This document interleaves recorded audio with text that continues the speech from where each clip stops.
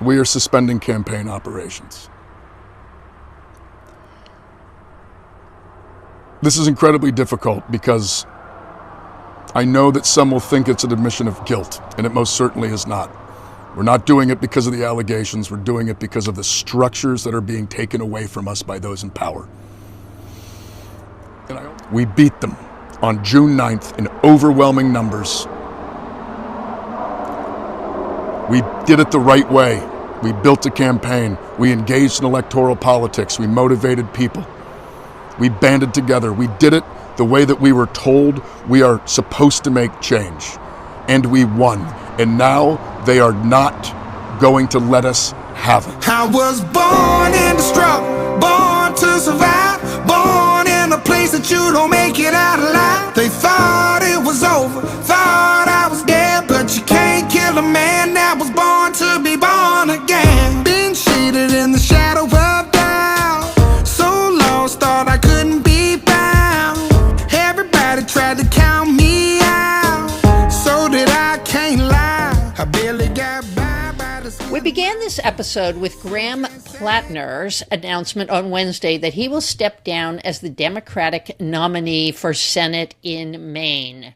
And that's going to be our news focus for today. This is the As Maine Goes edition of the Political Junkie podcast. I'm Claire Potter. I am Neil Young. And our theme music this week is Born Again, written and sung by Jelly Roll. Neil, we're going to have a lot of conversation about Graham Platner today, but I think one of the things I was struck by in that announcement is how injured he feels and how little he is acknowledging that there's something for the rest of us to be worried about. What did you think? I mean, are we surprised at all? It sort of tracks with, I think, what we've come to know of this guy. And just sort of, I mean, maybe this is something we can talk about as well, sort of white male grievance, because I think, you know, when we have those conversations, it tends to be about men on the right. And I think there's a lot to think about sort of whiteness and maleness and the sort of politics of grievance that the left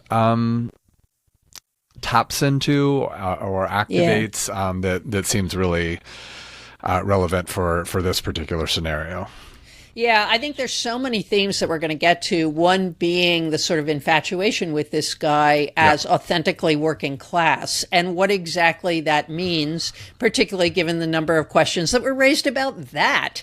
So we got a lot to talk about today, but let's start with Wednesday, when a man in his 50s, Lorenzo Salgado Araujo, who ran a construction crew in Houston, became the most recent casualty of Donald Trump's deportation machine. Araujo was approached by ICE agents who claim he was in the United States illegally, and that he then assaulted them by trying to use his car as a weapon. And we're hearing this come up over and over again. Is there any evidence that he actually did that, Neil? And what led to this poor man's death? Well, the evidence is really vague at this point. His own son is suggesting that, you know, his dad was that thought he was being robbed for his tools, and so he might have believed that the agents were thieves. The Inspector General, or the Office of the Inspector General, the FBI, they've taken over this case. They're sort of pushing local officials out. The family is asking for an independent investigation.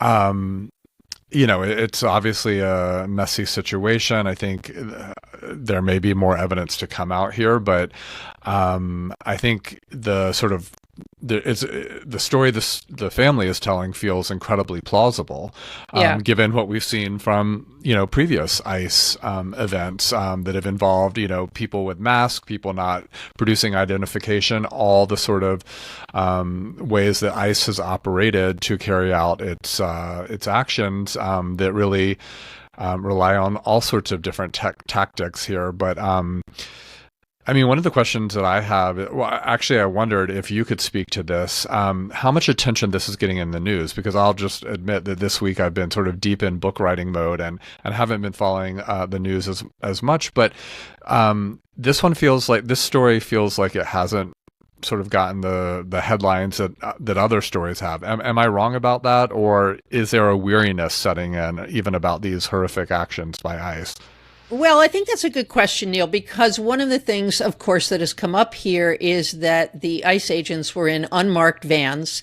They did not have cameras on. They were not in uniform. And so actually Araujo had every reason to believe that these were people who were assaulting him to steal things from him. Yeah. We don't know what he believes because he was dead, but that's what his son says. There are a couple of other features that have come up. And yes, the New York Times has been covering it and the Washington Post has been covering it. I believe there's a story in the Wall Street Journal today. The Post reported this morning that agents did not have a warrant for his arrest and had mistaken Araujo for someone else that they were after. And of course, this is a pattern too. Of agents not actually being able to tell who they are arresting at any given time, although presumably if they had run the license plate, they would have known that Araujo was not the person they were after. Araujo was also apparently within weeks of getting legal permission to remain in the United States. Yet another theme, the fact that he had done everything he was supposed to do to remain in the United States did not prevent him from being killed. So I think, what we're really seeing here is a couple of things. One is that the reforms made in the aftermath of the killings in Minneapolis and the successful defense of Minneapolis by its citizens are really kind of cosmetic and are not addressing root causes. One of the things we know about ICE is that they have a lot of people from Border Patrol. And of course, this is in Texas, so there is a lot of overlap between the organizations. And the Border Patrol routinely shoots people and accuses them of having used their cars as weapons.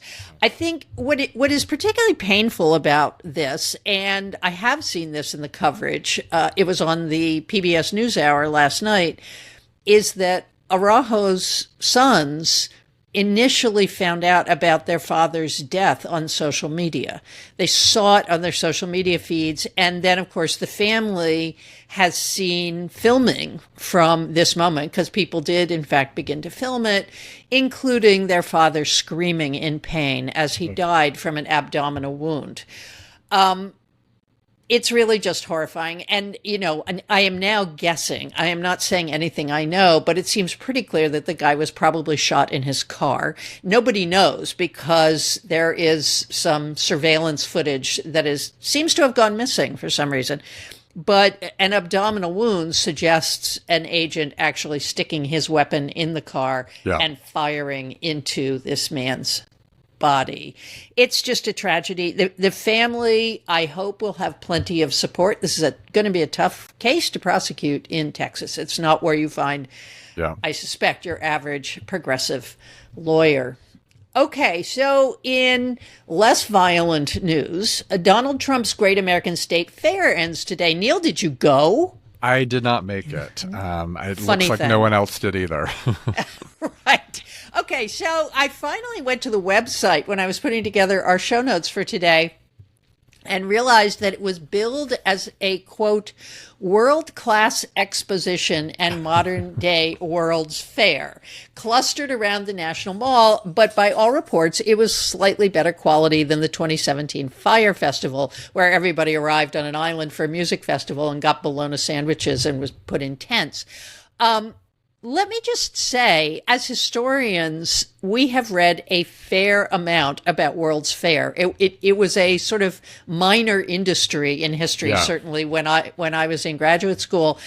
It takes years to put together a World's Fair. This was thrown together in a few months. So what was the evidence that it was really not working, Neil?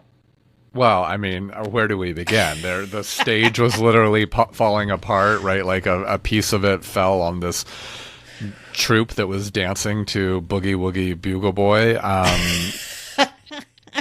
I mean, no one showed up. I think that's a big part of it. There was no crowd there. Like Meghan McCain was her new game show was being streamed, and it revealed that there was a completely empty crowd there. Lots of junk food. Kash Patel's girlfriend, who we talked about couple of weeks ago, Alexis Yeah. Wilkins, who's can't remember if she's a rapper or a country star or a country rapper or what, but she's a country singer. Country singer, right? So-called, yeah. Right. And she was like brought in at the last minute because like literally every other performer had pulled out. 10 states didn't show up for their sort of state booths. At least one Confederate battle flag was spotted flying. Also, folks were using a baptism pool for a swimming pool because it was so hot. I mean, I honestly want to know more about that alone. What was the baptism pool doing at this thing? But also, $68 million is the estimate for what it cost. What else could we say about this disaster? Well, there's so much. I think one of the interesting things about the Confederate battle flag is that it was the North Carolina booth that had the Confederate battle flag, which just shows you that the organizers were dealing with very, very selective audiences, because North Carolina is many things. I do know, because my sister lives there, that you do, in fact, occasionally run into a Confederate flag. But as a southern state, it's relatively progressive, and they have a Democratic governor. And I just really don't think that anything sponsored by the state would have been set up that way. Apparently, a number of the states that did show up, there was basically nothing there in any of these booths. And sometimes what was there were endless pictures of Donald Trump. So a number of booths were decorated in that way. So I went to the site of the group that put it on. They're called Event Strategies. They're in Alexandria, Virginia. And they were paid through a pass-through organization called Freedom 250. And apparently there are two organizations for paying for the 250th celebration. Freedom 250 is the MAGA one. And then there's another one called American 250, which has done other smaller things. So Freedom 250 claimed that 150,000 people attended over the course of 2 weeks. I looked it up. The Minnesota State Fair had almost 2 million visitors in 2025. So if you sort of extrapolate state fair attendance, even if you say that only 1 million people from each state attend the state fair, which is not true, that's like a fraction of the number of people who should have been at this event. But the other thing I looked up about event strategies is that they are very connected to Donald Trump. They have produced numerous Trump events. Obviously, whoever owns them is close to Trump. But here's the interesting thing. Usually when you go to a website of an organization, and they had a bunch of jobs, and I actually thought of like maybe applying for a job just to see what would happen.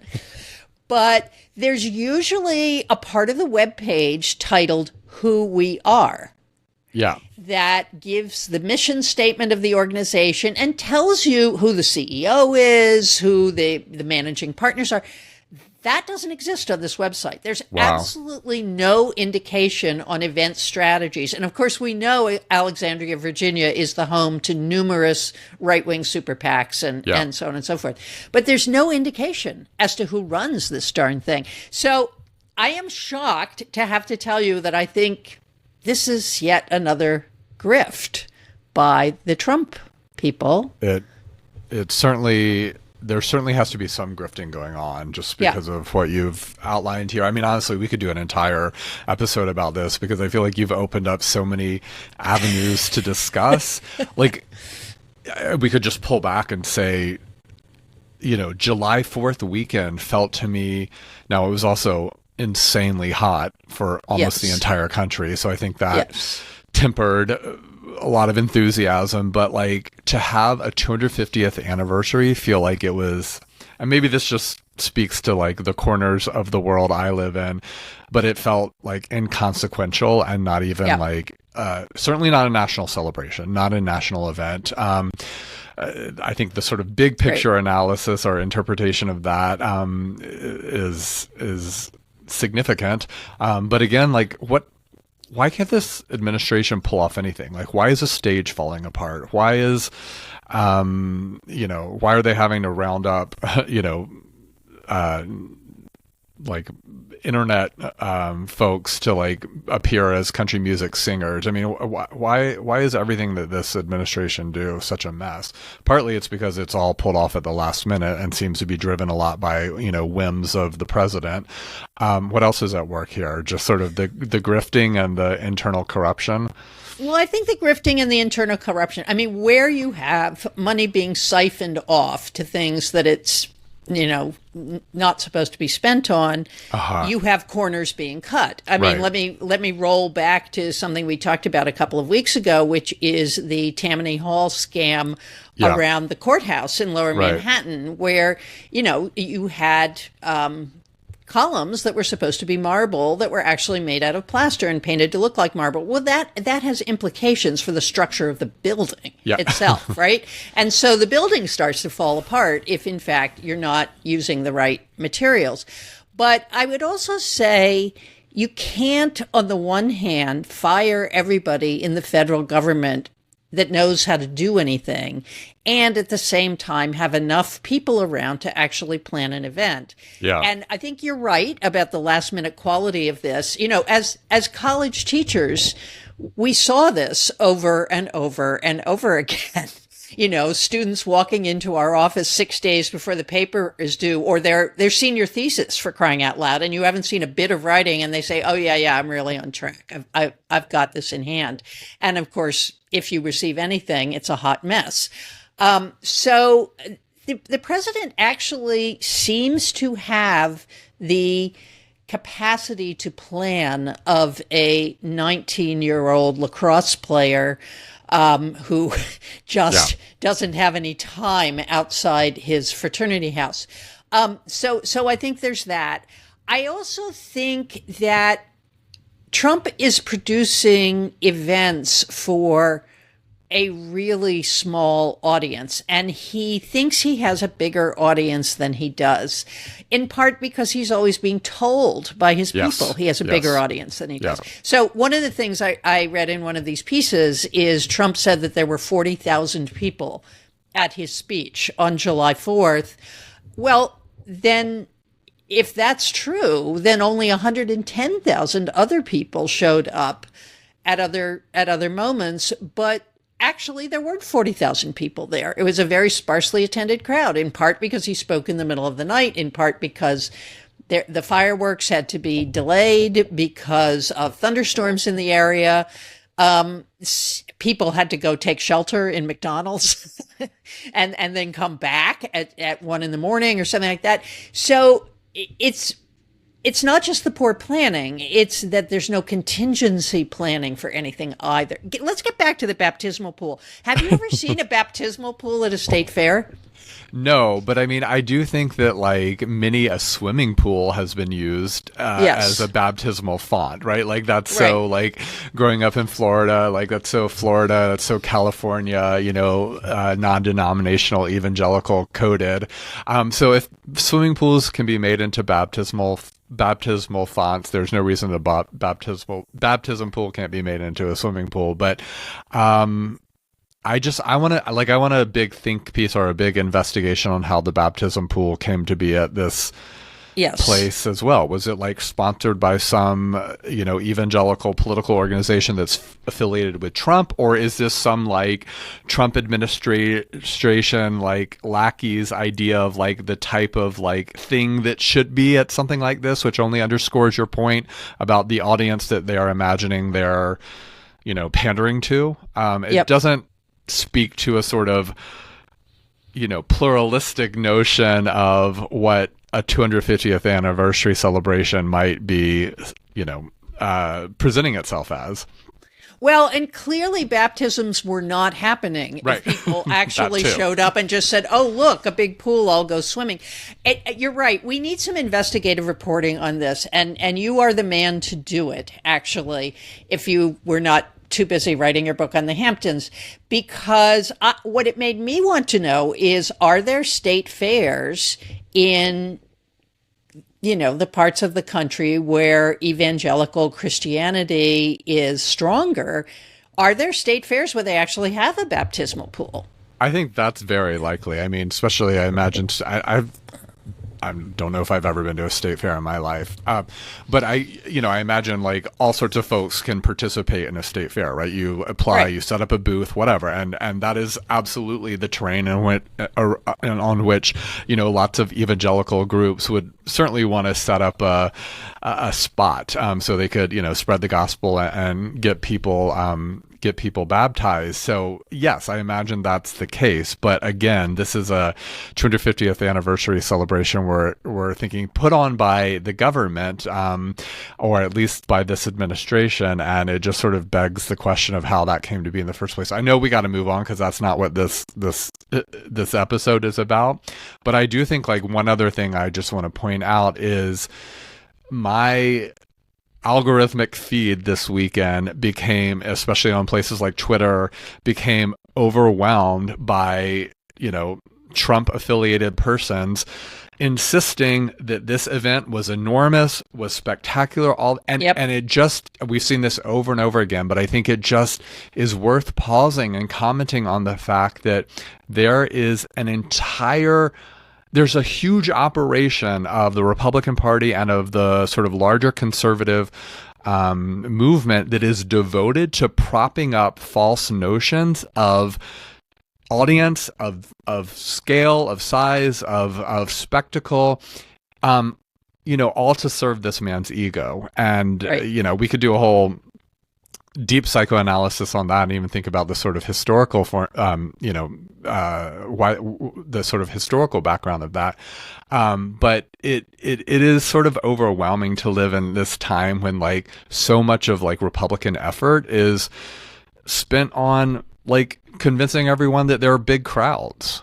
Right. Well, and I want to get into this a little bit during our news focus on Graham Platner, but it is also the case that there's a huge political media industry that is laundering, I think, billions of dollars. So that every time you get one of those things, there is some political media organization that is raking 30, 40, 50% off the top.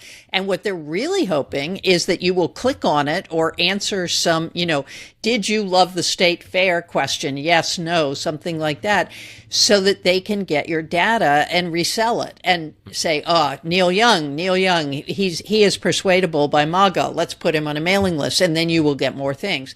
So I think this industry of Trump fluffing is wheels within wheels within wheels. Yeah. And I hesitate to say this, but I'm going to. Around the Platner thing, it makes it perfectly clear that Democratic political consultants and media consultants are doing the same thing, if not in the same way and to the same purposes.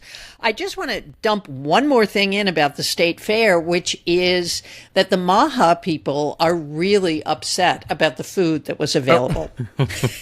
And I thought this was a really interesting split because, as we know, every 4 years when all of the candidates rush to the Iowa State Fair, all the presidential candidates, state fairs are this kind of magical space for unhealthy food. Yeah.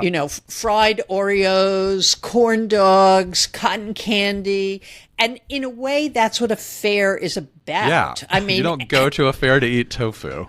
Right, exactly. You just drop your diet at the door, go in and consume. And, fatty foods are, of course, delicious. And so I think it really shows where some of the Maha stuff went wrong, because these Maha folks are about as super serious as your, average feminist consciousness raising session. And they, the fact that they thought this is the thing, the Trump administration should have provided healthy snacks at the fair. It makes me feel that actually the Trump people pleased absolutely no one. Yeah. And that's in part what the low visitor numbers, including, as you and I have said before, who the heck visits Washington, D.C. in July? Oh, God. Okay, so let's go on to our final news item, which is, where the heck is Mitch McConnell?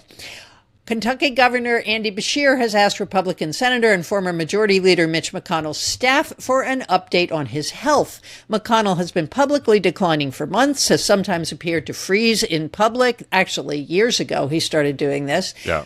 And has fallen in the Capitol. I mean, we have cameras all over the place now. We have seen McConnell plank in the Capitol. I also just want to stick this in there. McConnell is a polio survivor. One of the features of recovering from polio is actually the muscle weakness often returns in later life. So that could be part of his falling down, but who would know? McConnell has not been seen since an emergency medical call to his home on June 14th, reportedly because the call was because there was an unconscious person on the site. What are Republicans saying about this, Neil?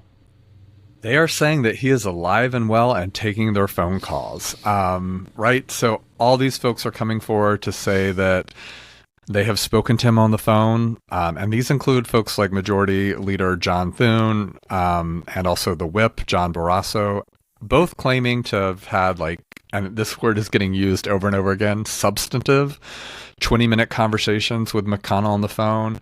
Yeah.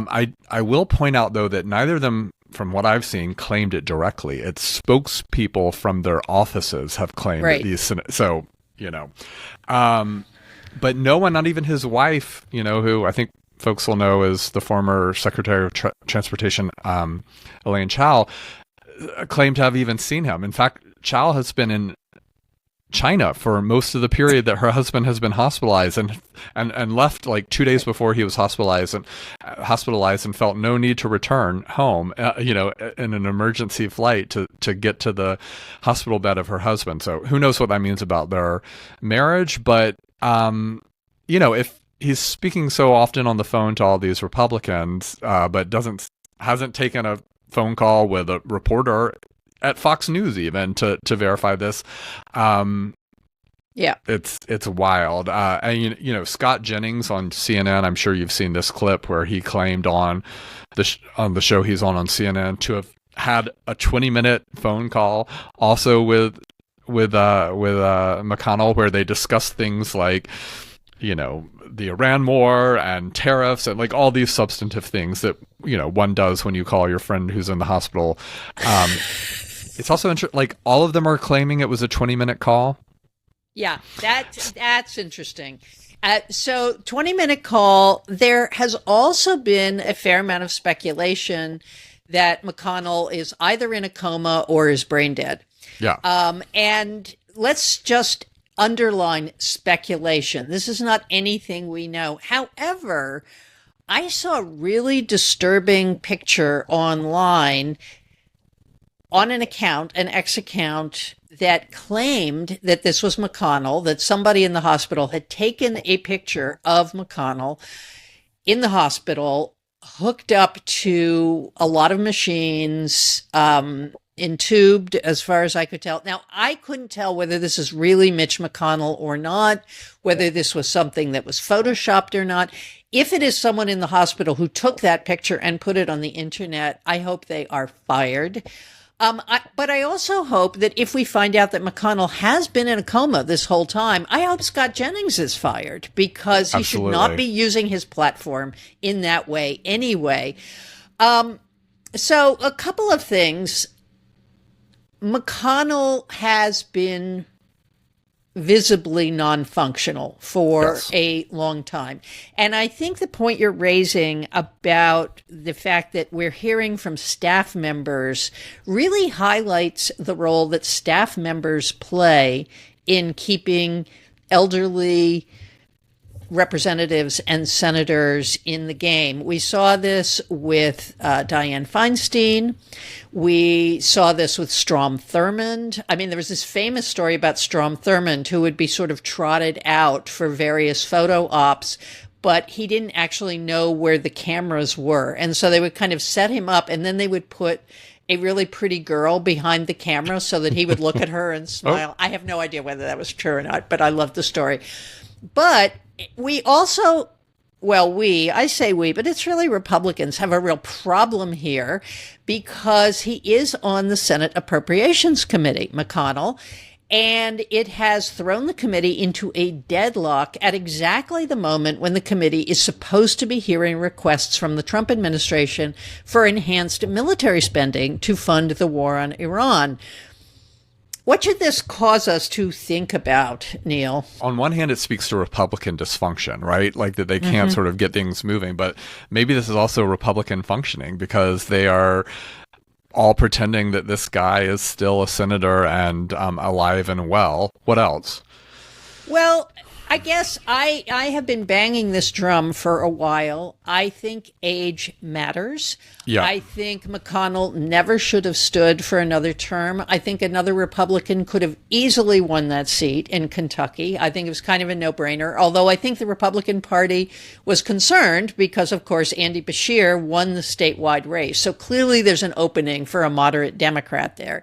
But it just underlines that even if somebody is functioning really well in their 80s, someone like Bernie Sanders, for example, that is not a recipe for success because people are very fragile in their 70s and 80s. I mean, as somebody who's 68, who reads the obituaries all the time, I am constantly unsettled by people who die suddenly at 72 or are, have a stroke at 81 or something like that. You are simply a more fragile person. It is more likely that you will not be able to function either cognitively or at all when you're in your 70s and 80s. I think Republican dysfunction is really right. I also would say that the Trump administration is constantly running into a problem about how to fund these sort of adventurous things that they do. If they can't get the money from Congress to fund the war against Iran, they have to stop when they run out of missiles. And that has implications for our allies. It has implications for Israel, whose entire Iron Dome relies on missiles and parts from the United States. It has implications for our NATO allies, although Trump doesn't like them very much and he just doesn't care. But it also has implications for the rest of the government because they will have to start moving money around within the military budget to fund a war. And the military is a very complex organization. As our colleague Jennifer Middlestadt has pointed out in one of her books, in addition to being a military force, it's a social welfare organization that houses hundreds of thousands of families and children and so on and so forth. So, this moment may be a surprise, but it's the kind of thing that could have been coming. Someone could have seen it coming. Let's just get back to Andy Beshear for a moment. Unlike other states, Andy Beshear has no power to appoint another senator. Why do you think he's highlighting this then? If there's no political advantage to him pushing this point? Well, I think, he should believe that his state deserves a functioning senator. I think that's good governance. Part of his role as the chief executive of his state is to, ensure its proper functioning aside from like political advantage. So that seems important enough alone. Okay, so while you go high, I'm going to go low. There is it also obviously, makes him look good, right? It makes him look, yes, it makes him look, I have no dog in this race, except that there is, in fact, a campaign going on right now to replace McConnell. Mm-hmm. If, in fact, the Republican Party in Kentucky, and they have one of two choices. One would be to have an election, and they have to do that unless it's 3 months before the next election. So that would be from November, sometime in August, right? Yeah. So they would have to have an election. That puts them in a very bad situation because that means there are a lot of people who might jump into this and say, "Oh, elect me, elect me." And so that actually confuses the race to replace McConnell permanently. The second thing they can do, and this is what the Kentucky legislature did to take this power away from Beshear, is a committee of 3 from the party in power can appoint someone. Now, it would make the most sense to appoint their candidate for Senate. But that actually looks pretty ugly, doesn't it? It makes them look like they're putting their thumb on the scale of the election. So, yeah, I went low, you went high. All well, right. We'll keep watch on this because I don't think we're going to see McConnell again, but I may be wrong about that. I don't think know. we are either. It's almost coming up on a month of his being hospitalized and no word or sight of him. So, yes. And I think hiding people seems now to be the Republican way. I mean, this is the third legislator that we have seen. There was a representative in Texas. There's Representative Tom Kean Jr. in New Jersey, and now Mitch McConnell, that they seem to simply just hide and demand no explanations for it. Like, I do not believe that the Speaker of the House, Speaker Monkey, as my mother calls him, did not know that Tom Kean was in a psychiatric unit. I simply just don't believe that. So hiding people has become de rigueur among the Republican Party. Okay, so let's go to our news focus. Graham Platner. Maine Democratic Senate candidate Graham Platner ended his insurgent candidacy last night after suspending it on Wednesday. What was the final straw, Neil? It's an awful story. His former girlfriend, Jenny Rassicot, I believe is how you say her name, she came forward and detailed rape allegations from 2021 to a reporting team at Politico. She is one of three women, including Lindsay Fifield, who is a Republican political operative who had previously spoken to the New York Times about, the violence in their relationship with Platner. And that all happened prior to the primary that was just a couple of months ago. But this story in Politico from Jenny Rassicot is, definitely the final straw and an incredibly damning story that prompted his withdrawal. Yeah, and of course, even before Fifield, there was the breaking story in May that Platner's wife, Amy, had spoken to the campaign about Platner sexting with other women. And before that, of course, was the question of the tattoo, which we will come back to, the supposed death's head Totenkopf tattoo that Platner had gotten as a Marine in Croatia. And claimed that he had not actually understood until the question was posed to him last October. He had not understood that it was actually a Nazi tattoo, which I actually tried to believe, and I will cop to that, because I think there are a range of things that relatively uneducated people, at which Platner is a relatively uneducated person, might not know. I think the Marines can be an organization that is attractive to all kinds of young edgelords. And I think Marines do things that they regret. However, each of these revelations, the kind of drip, drip, drip, each one of them kind of tested the capacity to believe and the question to tolerate more. And I think one of the things that is a conversation in liberal circles now, and we'll get to the many feminists who are now writing and saying, I told you so. Yeah. One of the things this speaks to is a kind of romance about working class people in some parts of the Democratic Party, and then a kind of cynicism among some progressive political consultants. And the political consultants that persuaded him to run came out of the Bernie Sanders movement. At least one of them did. And then the other one, the video maker, was too young to have been part of the Sanders movement. But that raises for me sort of troubling memories of 2015, 2016, in which the Sanders people kept saying, I don't see any sexism here, as Bernie bros were raging all over the internet.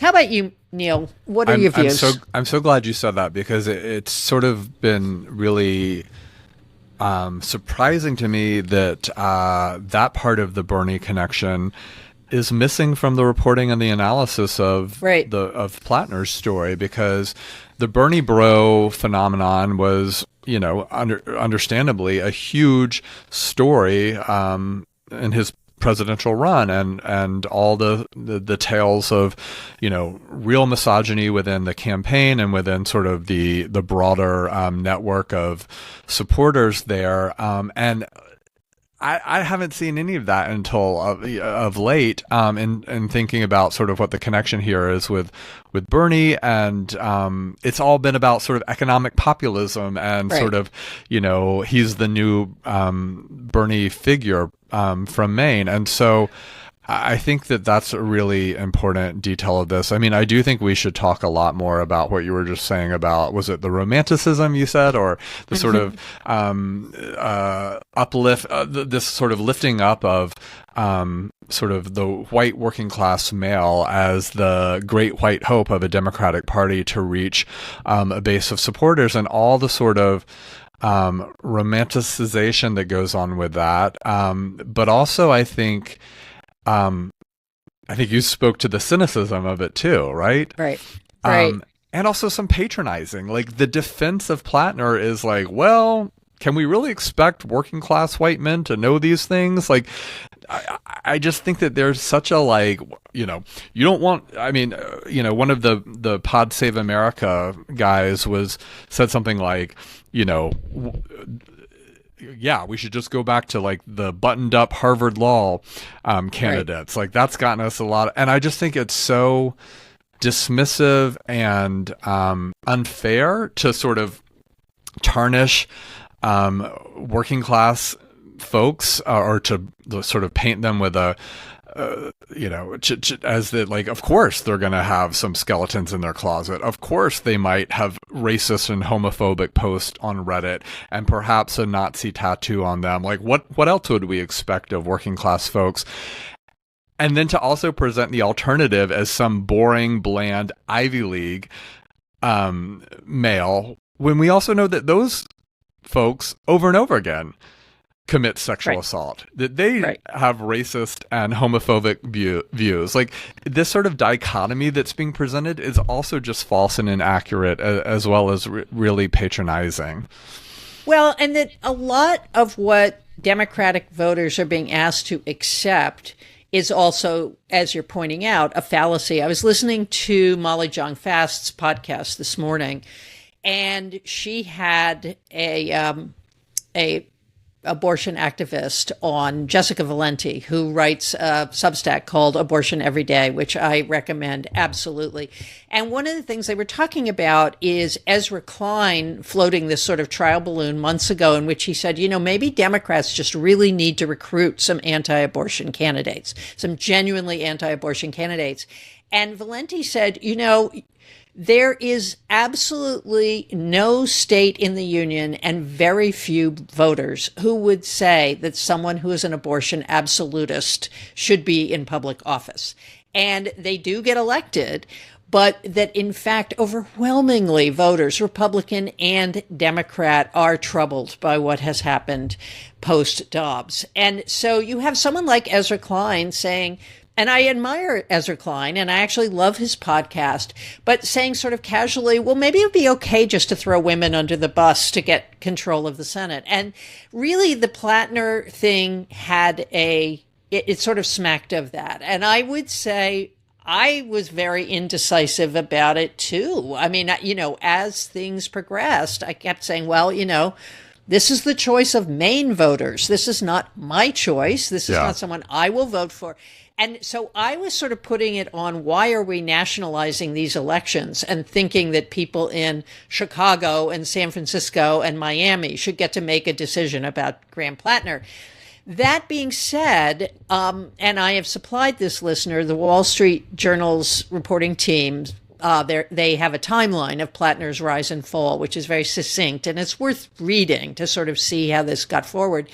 In 2024, Rasico, the accuser who the story in Politico about her really sort of tipped the scales against Platner, put a Facebook post up that should have been a red flag to any political consultant. And this ambitious pair, their names are Daniel Moraff, he's the one that comes out of the Sanders campaign, and Morris Katz, he's the videographer.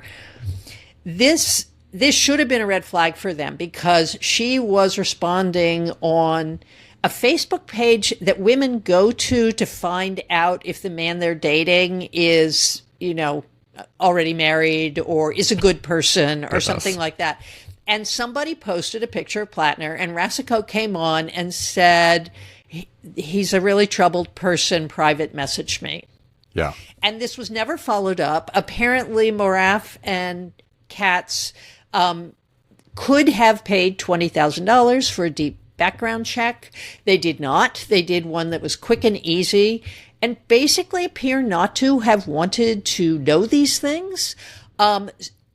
I think it also speaks to, and I'd be interested in what you think, Neil, there is something in Democratic politics that is now lionizing the outsider. Yes. The person who has never been in politics but has been inspired by their love for democracy to jump in.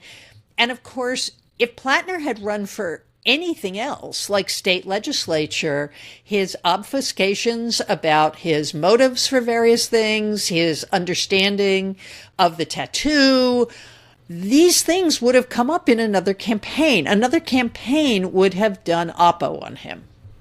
Exactly. I mean, you think like all the sort of ink being spilled about his political inexperience, which, doesn't seem insignificant for a Senate candidate. But I think you're right that like so many Democratic strategists have been sort of taken up with this idea that they can sort of come up with a Trump alternative, like someone who's never been involved in politics.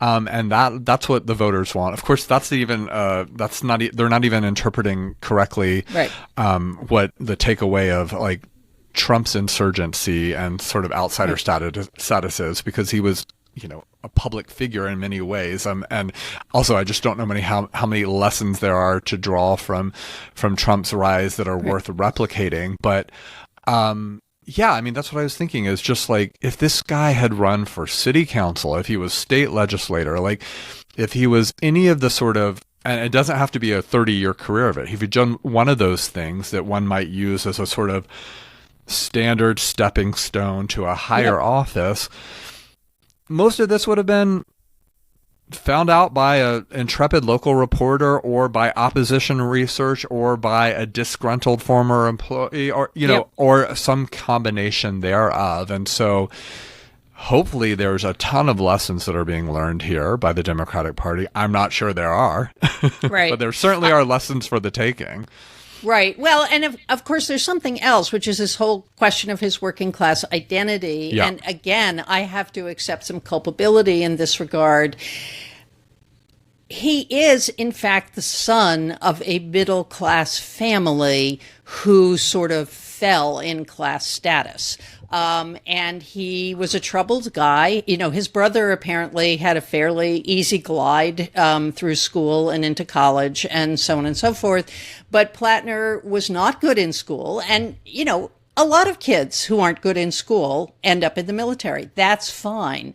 But he joined the military, refused to go to college, went to prep school, at least on a partial scholarship, for about a semester, and refused to continue. So he was put in another smaller school near their home and so on. But his parents have actually supported him financially in all of his ventures, in getting him back on his feet after his time in Iraq, in setting up his oystering business. And then I saw a report somewhere that actually his mother's restaurant is his only client in the oystering business. I don't know whether that's true, but I did see that.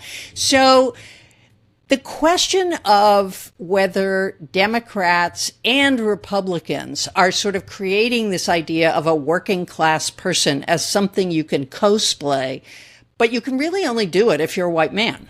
Right. And, a lot of really good think pieces have, and I think especially Tressie McMillan Cotton's piece, which was back from October. I mean, there were some, really thoughtful pieces being written back in October by McMillan Cotton, also by Maura Donegan, who were just like, we don't have to go this route, you know? Right. And I Right. think those are worth rereading, and they should be sort of heralded for their clear analysis on this far before most folks saw things plainly. But Right. where was I going with this? Oh, the sort of, you know, I think those folks and others have pointed out the just troubling connection in our political discourse and political imagination, where working class always is meant to be white males, like white males who work in manufacturing jobs.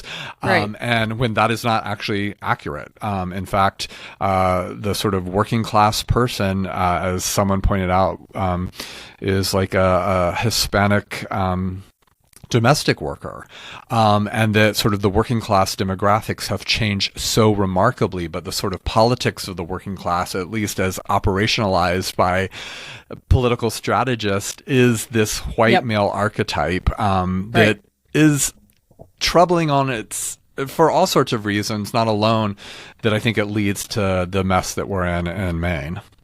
Well, I think it does. And I think it also points to this whole question of how identity politics Yeah. has been completely undermined for LGBT people, for women in general, for Black and Latino people. But somehow the identity that has come to matter is this idea of the white man. And let me just return to the Moira Donegan and Tressie McMillan Cottom pieces. Donegan is, of course, the person who created the shitty media men list. And Yeah. so I think a lot of journalists have sort of marginalized her because of that. That piece came out in The Guardian. Tressie McMillan Cottom is an African-American woman and a sociologist who writes for the New York Times. Her views, I think, were marginalized, frankly, because she's Black, because she's a woman, because she's an academic. Like, how would an academic really understand this business of class? They were two really smart pieces, and they came out around the Totenkopf tattoo, but both women said this has implications for feminism as well. And nobody listened. I mean, literally nobody listened. And, you know, I was in a debate with a friend of mine on the right who had said nobody on the left mentioned any of this. And it's like, not only did they mention it, but Jewish Insider, which is a liberal Jewish publication, did a ton of stories on Platner and the Totenkopf and some investigative reporting. And none of this, it's not just that people on the right didn't read it. Okay, I understand that. But that there wasn't something in place in the Platner campaign to take this information in and deal with what was happening realistically. I just want to toss another allegation in, which leads us back to Lindsay Feifeld and another place where I don't exactly think I have to eat crow, but I have to tell you, I did not believe Lindsay Feifeld. I am on the side of listen to all women, but we don't actually have to believe all women if we have reasons not to. And honestly, I didn't believe her because she was a Republican political consultant. And maybe that's wrong, but it seems to me the fire hose of lies coming out of the right makes such a woman less credible in the end. Is that just something I really need to work on, Neil? I think it's a completely understandable reaction. It was mine as well.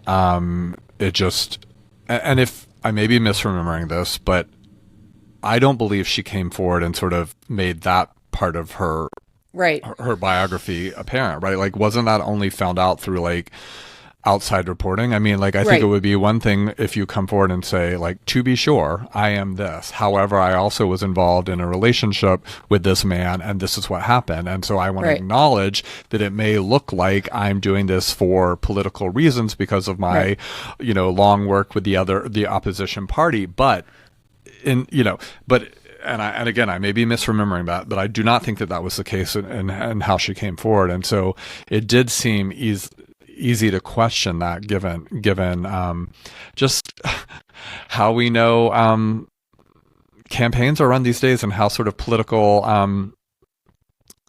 attacks on candidates happen. I mean, it seems sort of a piece with like these undercover, you know, videos that are done and these sort of gotcha moments in politics that have really taken over in the last decade or so. Well, and some of the things that Fifield said sounded weird to me, like the whole thing about him sharpening his axe in the living room. And what seemed strange to me now makes sense, because Fifield has now said that one of the things Platner did in this abusive relationship was to remove his condom while they were having intercourse, knowing that she was not on birth control. And several other women have confirmed, yes, he did that with me too. And so what would have made sense to me, had a reporter actually gone after it, is that when people come out about sexual abuse, they are not necessarily able to tell you the whole story. They tell you enough of the story for you to become alarmed, to try and get you to believe them, but they don't necessarily tell you the worst things that happened. And we all know that about rape survivors. So again, I see a kind of failure of reporting, but also a failure on the part of the campaign to go and interview her extensively and say, we care about your account. Tell us what really happened here. One of the things we haven't talked about is the whole brouhaha over the sexting scandal, which for a period of time overtook everything. That was the main story. And I think when that was going on, and I'm sort of forgetting where in the timeline that happened, but I think it was sort of midway in this story. It was I found that to be such an annoying moment, because it was just people were falling into these very sort of expected camps of Republicans were like, oh, this is a terrible person. What a, immoral man who's sexting other women while he's married. And then, Platner's supporters were like, you moralizers, this is a private matter and this is consensual behavior. And he and his wife are in marriage counseling and they've worked this out. And it's all of that seemed to overwhelm stories we were already hearing, which were about him being a possible sexual assaulter. And I think that the fact that the sexual assault story or allegations, it's not like they didn't get any attention, but they seem buried by this story about whether or not he was, or it wasn't whether or not, the fact that he was sexting other women while he was married sort of speaks to the Puritanism that, overwhelms our culture, particularly our politics, but also how that Puritanism often is a distraction from patriarchal violence, and, real credible allegations of sexual assault, that so much attention could be given to sexting and so little investigation of these allegations of sexual violence is deeply troubling. Yeah, it is deeply troubling. And again, I have to cop to saying, at the time, I really didn't care about the sexting. That was just really not an issue for me. And I kind of thought, well, on the one hand, you want him to be himself. We know that himself has PTSD, that he's a recovering alcoholic. There's gonna be some messy stuff. I did not really understand at the time how much that story may in fact have been inserted into the campaign narrative in order to distract from these other things. And again, a red flag that a lot of people, including me, dismissed was a woman very high up in the campaign. I think she was the treasurer or something like that, resigned at that moment. She knew what was happening there. I also want to say that Ryan Grimm, who's one of my least favorite journalists ever, he used to work for The Intercept. He now works for the sort of offshoot of The Intercept called Drop Site, appeared to be questioning Rakuso's account of her sexual assault and was inferring that she had invited Graham Platner over to her house and that Politico had cut that part of the story out. I just want to say Ryan Grimm is the same person who believed that Tara Reade had been sexually assaulted by Joe Biden, even after Tara Reade, went to Moscow and is now living there at Vladimir Putin's expense. But interestingly, Drop Site and as I say, the Drop Site people are the Intercept people. Yeah. They apologized on Thursday, and Ryan Grimm appears to have removed these posts. So there is maybe something sort of causing some progressives to pause. Whether that will actually affect what we're talking about is the more troubling aspect of progressivism and its tolerance for male violence, I do not know. But there seems to be a crowd of people who want to replace Graham Platner. One of them in the first round of speculation, and I just want to insert a little bit of film here. The New York Times included actor Patrick Dempsey, which I thought was just lunacy, as well as historian and substacker Heather Cox Richardson, which seemed to me slightly less lunatic, in part because Heather is my friend, in part because she has tremendous reach, tremendous fundraising possibility. Richardson then came out with a video explaining why she is not interested in running for Senate. And I just want to play a clip of it here. First, that is not going to happen. That's not an option. I am not a good candidate for the Senate race in Maine. Running for elected office is not my skill set. Or rather, running, I think I could probably do, but actually doing the job is a different thing. And that's not a skill set I have. If I had ever wanted to develop the talents of, going through long reports and sitting on committees and figuring out different constituencies and splitting babies and, for the one side or the other, in the Solomon sense, I would have done it by now. And I don't want to me, I'm like, you are an incredibly brilliant person who knows so much and who could certainly learn how the Senate operates. I think you probably have a pretty good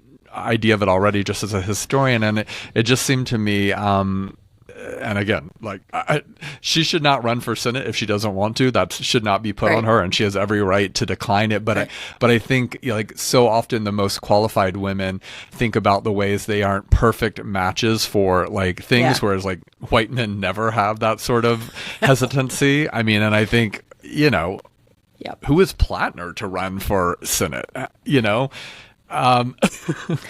Anyway, so. I get we're not going to have a Senator Cox Richardson, but I think she would be a remarkable one. I think she would be a remarkable one, too. And one of the things that I think she doesn't want that life. Yeah, who would? But I think the fact that she kept saying, I always bring my A game. I always do the things that I am confident that I can do really well.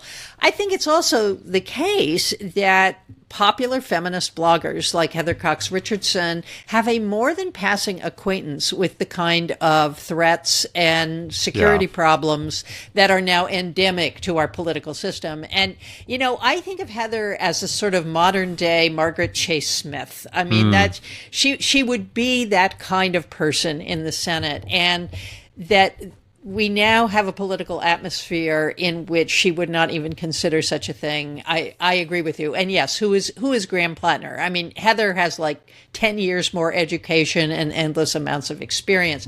So the state party is planning a nominating convention to choose a new candidate, which is kind of opened the door to some questions about how Platner got nominated in the first place, Neil, which is apparently Chuck Schumer chased a bunch of people out of the race who might have actually had a fighting chance because he wanted Janet Mills to have it.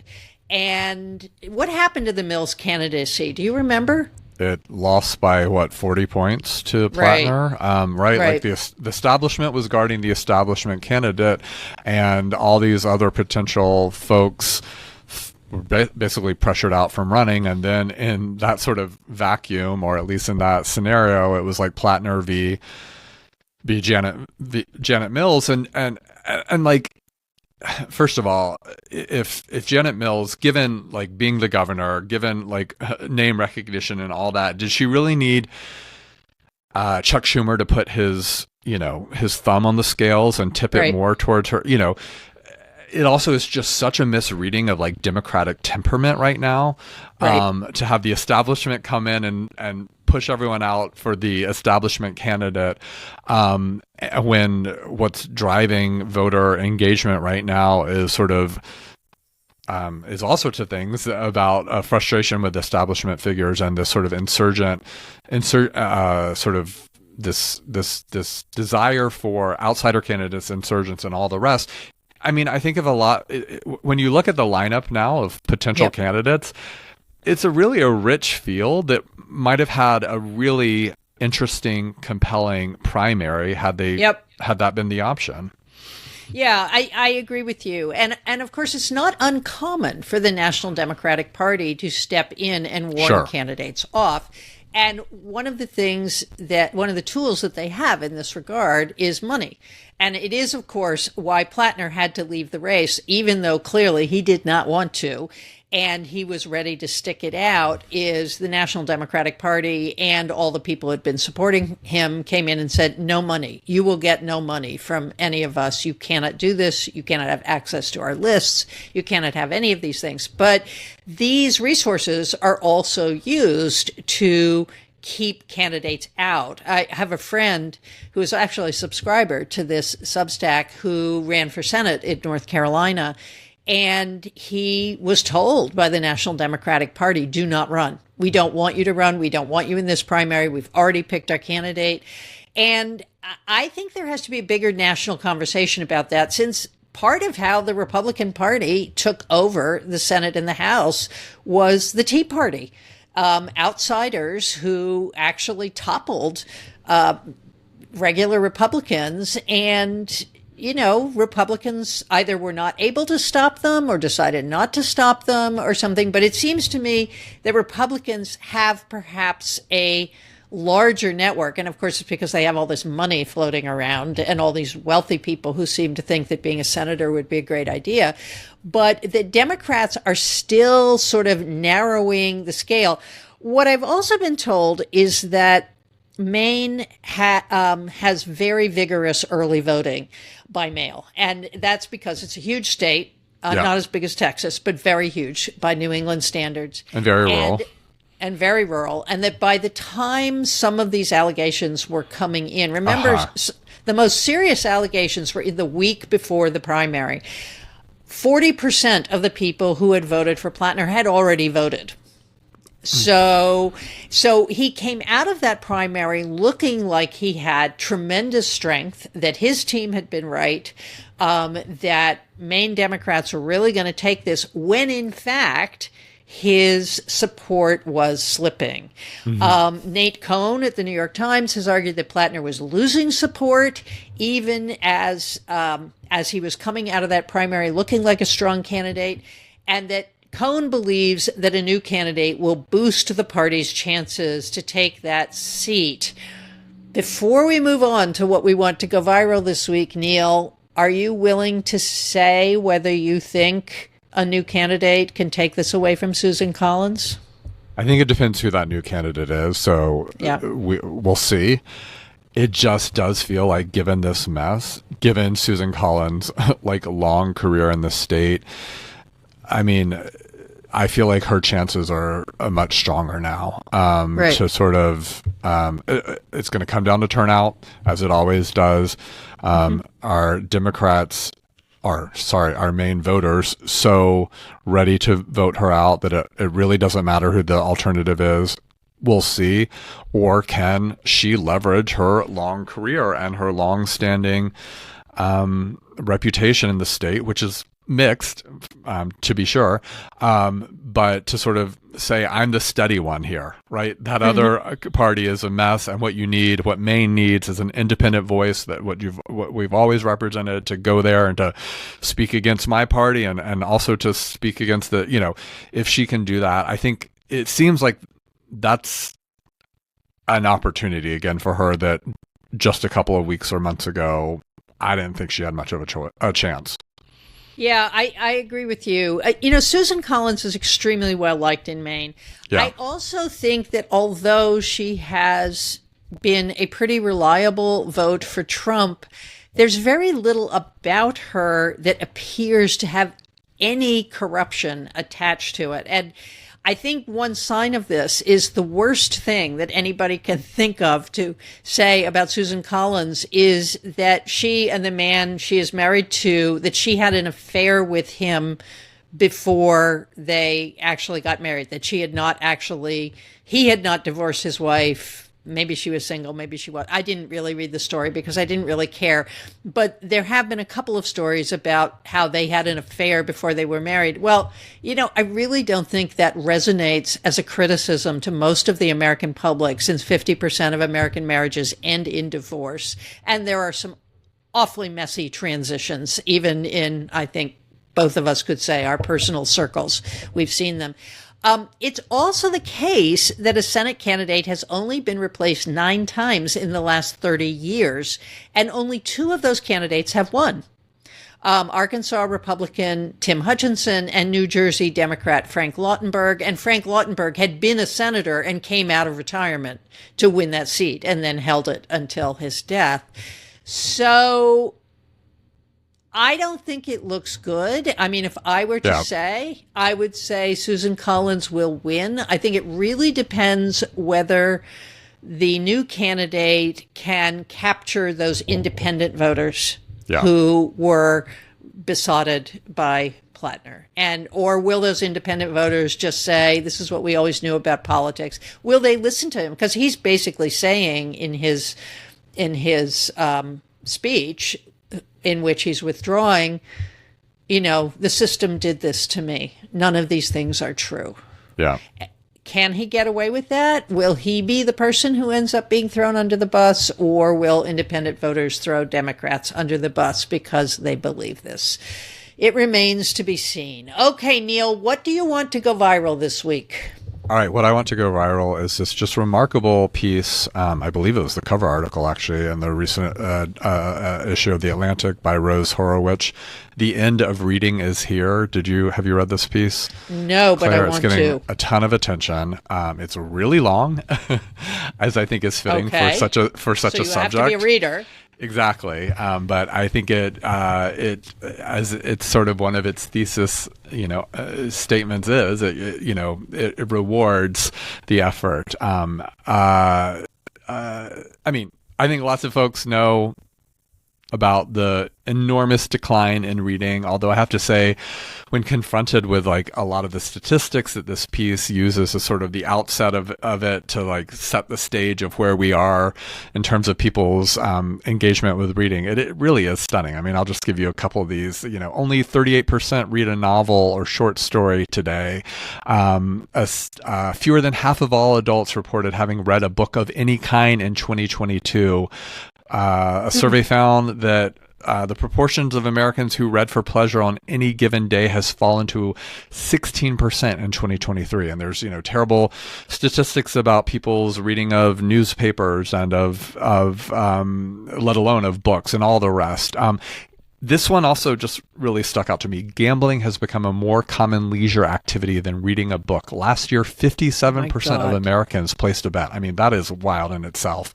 The decline in reading cuts across age groups, gender, education levels, even the demographics that traditionally read the most, which are retirees, women, college graduates, those are all showing collapse. So the piece uses those, just dire statistics of our current moment to then explore an incredibly long history of humans and reading. And this piece is, I can't even suggest all the different avenues it explores, but it's a history of literacy. It's a history of technology. It's a history, it's also evolutionary history, and it brings in neuroscience and neurocognition because, of course, reading is fundamental to the way that humans have learned to think and to operate and to therefore construct society and construct reality, including our politics and everything. And so it explores that sort of beautifully and so elegantly, and then it thinks about what it means that this is dropping away for huge portions, if not, the vast majority of the human population, and what that means for the future of our reckoning with each other, of our building civil societies, of us being able to discover things, of us being able to really to do everything that we've done for hundreds, if not thousands of years. So it's so troubling. I found this so grim, but also just absolutely fascinating. And again, I'm just sketching the surface of what all this piece really thinks through and explores. And so I will recommend that. And I think like the sort of interesting, one of its interesting points it makes is that, you know, for so long it seemed like reading and sort of universal literacy was the sort of great, one of the most important like steps of human evolution, of human progress. Right. And that like taking this long view and thinking about the period of literacy in this much longer sort of history of orality and then the digital age, just sort of indicates that like literacy was sort of the blip in time, which I think is a really interesting way to think about our moment, and how it might be so small in the much longer history of human existence. So anyway, read the piece. Rose Horowitz, I feel like I've barely covered what all it speaks to, and certainly haven't fully articulated its profound thesis in all the ways it explores it, but really worth reading. Well, and it's probably a deep irony that those of us who still love reading will take the time to actually read that article in full. You know, it also reminds me of the stories they used to tell about the 19th century, you know, when Charles Dickens published his novels in serial form, and people would gather at the dock in Boston clamoring for the next installment of Little Dorrit or The Old Curiosity Shop or something like that. It also just reminds me how much people have lost touch with pleasure. Yes. When it comes to reading. This is probably true for you too, Neil, but one of the things I loved best about summer as a child was endless amounts of time to read. Absolutely. And I would go to the bookstore and put together a group of 10 books that I knew I really wanted to read that summer. And there was a feeling of rest and relaxation and pleasure and aloneness to it. Yes. So I will definitely read this article. So I'm gonna focus on reading too, or listening, because I think, as I've said, Neil, I've been listening to books this summer. Sarah B. Franklin's book, The Editor: How Publishing Legend Judith Jones Shaped Culture in America. And this book came out in 2025. There are two reasons you might really want to listen to it or read it. One is if you encountered Judith Jones in the television series about Julia Child. Yeah. She's this kind of fascinating figure who helped not just midwife Julia Child and her other authors into American culture, but she participated in the process of producing a cookbook by actually cooking the recipes and working with Julia on the recipes and so on. This book suggests that Jones was interested in cooking from a very, very early age, but it's also a wonderful history of publishing in the 1950s and 60s, an industry in which women were very much in the minority, had a very difficult time getting heard. And Jones, who I would not say was a feminist in the ways we come to understand feminism in the 1960s, carved a sort of very different path than other big figures like, say, Wendy Weil and Frances Golden, who were top literary agents in the 70s, which she pretty much accommodated to the system and used her wits to move up the industry at Alfred Knopf, which is where she worked. She was the assistant to Blanche Knopf, who was Alfred's wife. And what's interesting about Jones getting into cookbooks is not only had she spent all this time in France, where she had become enamored with food and cooking, and at one point the man she was living with, the two of them created this sort of mobile restaurant, like they would invite people over for dinner, and that's how they supported themselves in Paris, was by cooking for their friends. So she became immersed in French cooking. But she also changed the position of the cookbook in publishing, because the insistence of publishers that you don't publish cookbooks because nobody cares about them and you can't make money on them, Jones really broke that. And that once she broke that, she started recruiting people like James Beard, and other authors that have become associated not just with the mainstream American food and French food, but with all kinds of ethnic foods. So that after 1965, when the Hart Cellar act passes, and she begins to notice that these Indian restaurants that are popping up in New York, but you can't actually get the ingredients to cook Indian food. So she seeks out a cookbook author who can help her with that. Similarly, there's during the revival of soul food during Black Power, she seeks out a woman who's basically working as a cook in a restaurant in Manhattan, who is famous for her own soul food and Southern recipes, and says, I need you to help me write a cookbook. And then it also becomes a kind of meditation on American racism and how Black families in Jim Crow used food to survive. So it's a wonderful, wonderful book. It is also, and I would sort of pipe this out to any of our history colleagues out there who are in academia and really crave to write general audience books. You should not only read Neil's and my books, but you should listen to Sarah Franklin, because in listening to it, Sarah Franklin's prose is perfectly suited to the audiobook. It is very descriptive. It's very rich. She makes you actually see the interiors that you're in, and she does it with a very, very deft touch. There are a couple of places where she falls back into academic language, which somebody should have taken out. But in general, it is a book that I think probably reads, but certainly you hear it as if you're in a movie. So she's done a wonderful job. She works in the Gallatin division at NYU. So Sarah is an academic who has nevertheless done a beautiful job. And she basically makes Julia Child who she is. One last thing about this book I would say is that it's actually pretty hard to write about Julia Child nowadays, because so many people, including Child herself, have written about her. And Franklin is able to tell a new story about Child as part of this world that Judith Jones created.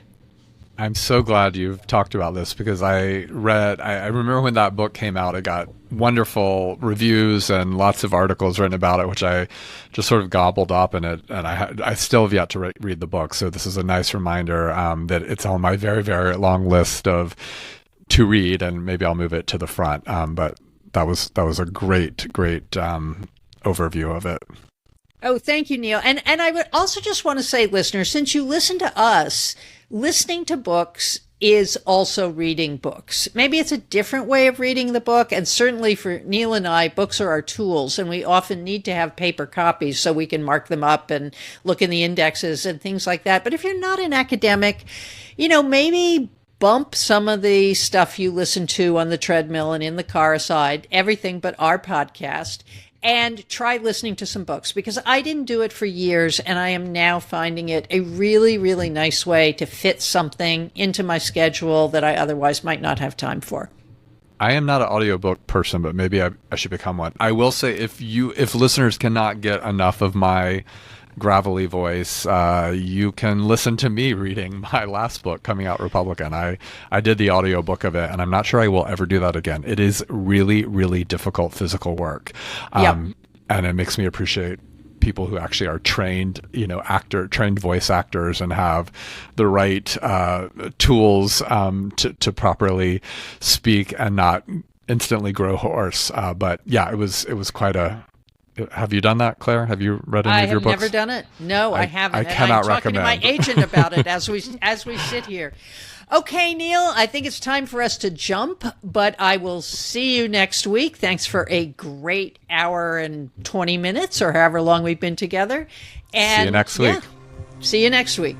All right. I was born in the struggle, born to survive, born in a place that you don't make it out alive. They thought it was over, thought I was dead, but you can't kill a man that was born to be born again. And that's it for today's show. Thanks for hanging out with us. Share this podcast with a friend who loves history, politics, and smart conversation. You can follow Neil and me on Threads, Blue Sky, X, TikTok, YouTube, and Instagram. Go to the Political Junkie Substack at clairepotter.substack.com for show notes, more episodes, to leave a comment or question, to subscribe for free, or to support our work for as little as $5 a month. You can also subscribe for free by searching for us on your favorite podcast platform. If you do, please leave a rating and a comment so that other listeners can find us. Our podcast is supported by the New School for Social Research and by paying subscribers. Political Junkie is written, recorded, edited, and produced by me, Claire Potter. Today's theme is Born Again, written and sung by Jelly Roll. Copyrighted music licensed from Lichty. That's all for now. See you next week. And at the end of my road,